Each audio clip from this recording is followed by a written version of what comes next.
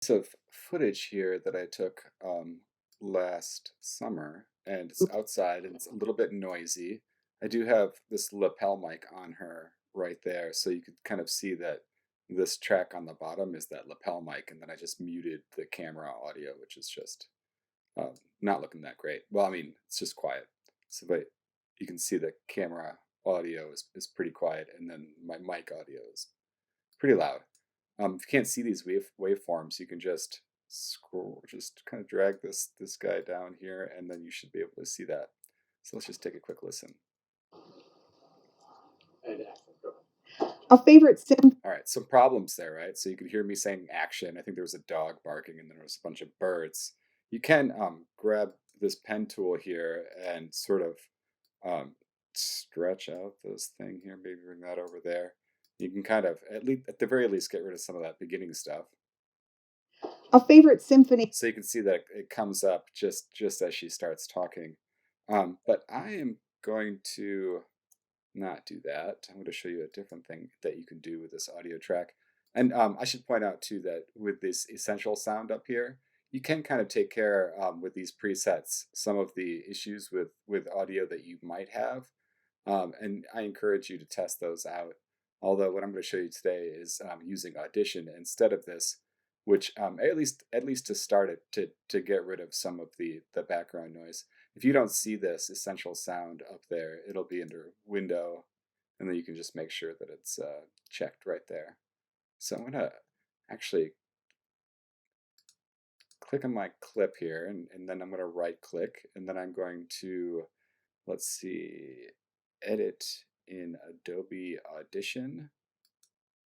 There we go. So in editing it in Audition, you can see here that I have just the audio from that clip I just played for you, and the dog's barking. That's me saying action. A favorite symphony. So you can tell that it's the same chunk of video or the same chunk of audio, and you can tell that it's the whole thing too, the whole clip that I have as it shows in Premiere. And that's important too, that it's only the video or the audio that's on your timeline that will show up in here. So if once you make the changes in here, it'll only really make the changes to what is on your timeline. What I want to do is I want to get rid of some of this background noise as much as I can. I want to select some of this noise here. Maybe I'll even go all the way there so I can have all of this. And then I'm going to hit Shift P, Command A, and then Command Shift P. What that does is that it takes that section that we had selected and it makes a noise print of it that we apply to the entire clip. And you can see here some of that noise print is kind of popping up above this blue line here. What I'm going to do is I'm going to say for that chunk, I'm going to apply that print. So it goes across the whole thing. Let's just take a listen to it. Oh, it's just a little bit better. Let's do it. Let's do it one more time. I'm going to go all the way over to here. And again, Shift P, Command A, Shift Command P. There I have it there. I'm going to apply that.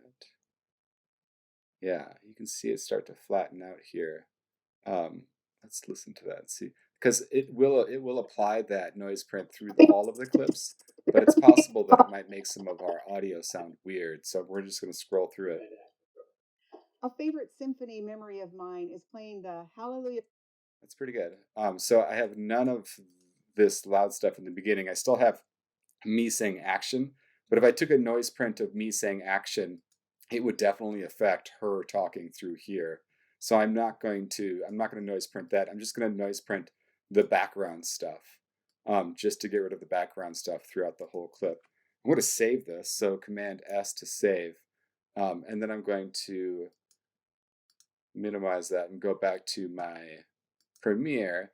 And you can already tell that it changed my timeline in Premiere. It changed what it looks like. Instead of having all these little bumps in the beginning of the waveform, it's kind of applied that Audition noise print thing that I did.